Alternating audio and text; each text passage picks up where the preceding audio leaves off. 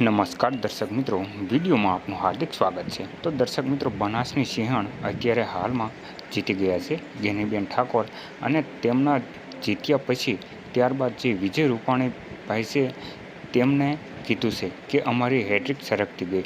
તો તેનો સંપૂર્ણ વિડીયો પણ આપણે તમને બતાવીશું કે ગુજરાતમાં ગેનીબેન ઠાકોર કોંગ્રેસમાં જીત્યા છે એટલે વિજયભાઈ રૂપાણીએ કીધું છે કે અમારી હેટ્રિક સરકતી ગઈ।